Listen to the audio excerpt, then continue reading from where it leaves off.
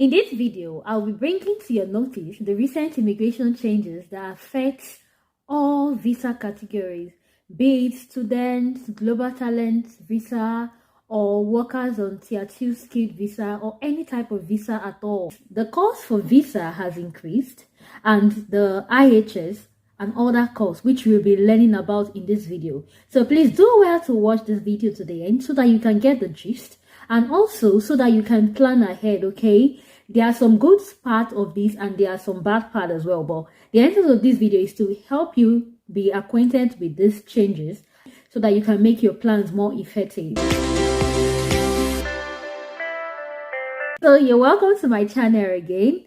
My name is Victory Nkuka, and I share lots of updates on this channel that will help you relocate with ease to your choice country. And also, some of the updates I share will help you settle comfortably and happily when you move over to the UK, most especially. If you are seeing my face for the very first time, do subscribe to this channel. You will get lots of information that will be helpful to you, your friends, and your family as well. And for those that are subscribed, you are very welcome again to this channel. You guys are my real MVPs. Thank you for always sticking around and sharing, watching my videos. I also want you to know that this information I'm sharing with you is from a secured website. Okay, so the first change I will be talking about is the changes made on the student visa. Beginning from January 2024, students will not be allowed to come with their dependents except they are studying a research-based course. I've made a video about this. I will leave the link in the description box so that you can get the full gist. And another rule pertaining to students is that you can't switch to any visa until you are done with your studies. Meaning you have to complete the 2 years you came to do before you are allowed to switch to any visa. You can get an employment with, for instance, a company willing to give you tier 2 sponsorship. You can get employment, only that your start date must begin after you are done with your studies. That's the condition that will make the visa to be granted. But the good aspect of it is that for the dependents, there is no law binding them as we speak. Okay, things can change, but for now, I don't even pray it changes. For now, there is no law binding dependents from switching. So as a dependent of anybody on student visa that is currently in the UK, because from January 2024, they will allow them to come into the UK with their family, except they are done with the study and on other visa routes. Okay, but for those that are already in the UK, you can look for jobs with sponsorship and switch. The only thing is that your husband or your wife, who is a primary applicant, may not be able to switch with you as a dependent until they are done with their study. But immediately they are done with their study, they can switch to your sponsorship.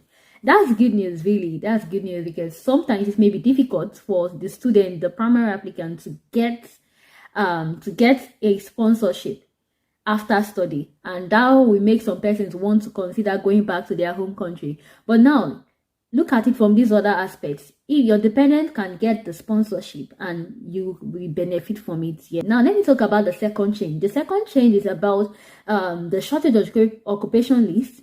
Some of these occupations like carpentry, plasterers, masons, bricklayers, and others in the construction sectors, as well as agricultural sector, fishers, has been added to the shortage of occupation list. The other video I made has explained this, so I'm not going to repeat what I've said. You can watch the video if you want to know much about this.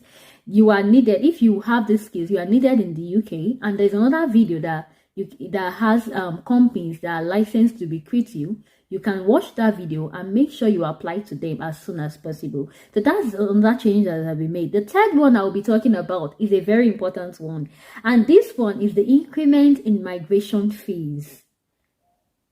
Recently, for those that are following UK news, you will find out that most people have been striking. Healthcare workers strike up and down. Teachers strike, different. Even the railway workers, train strike here, train strike there. So the Prime Minister has agreed to solve this issue by raising migration costs so that he can foot the bills that they are presenting before him. Okay, for now, so IAS charge, for instance, has increased from £625. That's like the subcharge that students pay per year, and other persons that are not healthcare workers.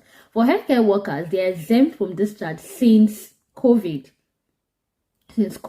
Because of their efforts in curbing the pandemic. They didn't really curb it, but to an extent they tried. They did not. They tried. So they were exempt from this charge. But now they've not been included to the charge. Well, what I'm talking about is that the charge has increased. Then another thing that has increased is that work visas and visit visas has increased by 15% as well.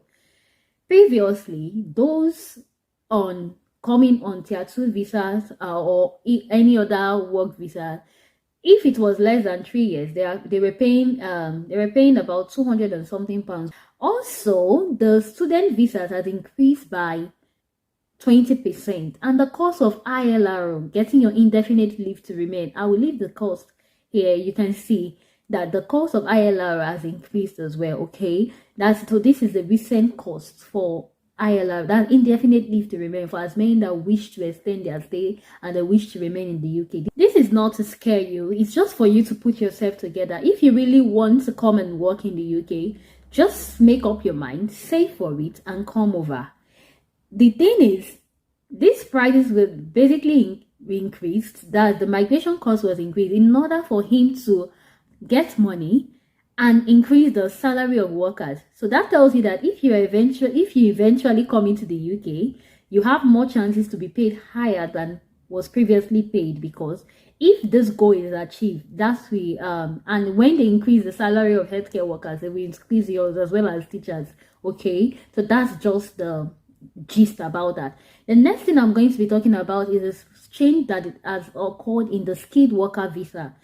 Another change that has been implemented from July 2023 is that if you are coming on any work visa, you need to make up your mind to work for the people that are employing you. As it reads, it said that you have to genuinely intend and be able to undertake the role for which you are sponsored for. So friends, you need to genuinely intend and be able to take the roles for which you are sponsored for. That tells you that it's maybe more difficult. It may be difficult trying to switch immediately you come over. Some persons are nurses, but they want to come as healthcare assistants, and when they come here, they want to switch. It may not be possible. It may not be easy. Now, if you want to do this, it may not be easy anymore. That's the current changes. Okay, so you need to make up your mind the routes you are coming for. So these are some of the changes that have happened. If you have questions on this, feel free to use the comment section. The intent of sharing all these things is just for you to make up your mind, put yourself together, and it's to help you to plan more effectively if you want to come into the UK. The UK is quite a good place to stay. So if you want to come into the UK, it's just for you to know this and plan effectively. If you're a student and you're not married yet, you don't have any dependents to bring, there's no need to worry. You can finish your 2 years of study, come over, finish your 2 years of study. While you are studying, try to seek for other opportunities, so that when you are done, you can switch to work routes, and then you'll be allowed to bring your family when you go back to get married. Do yourself that lovely favor by subscribing to my channel, so that you can get updates like this, okay? And so that you can get other updates as well that will help you plan effectively in your relocation journey. Don't forget to like this video. Don't forget to share to your friends. Use the comment section, ask your questions. Until I do my next video, bye.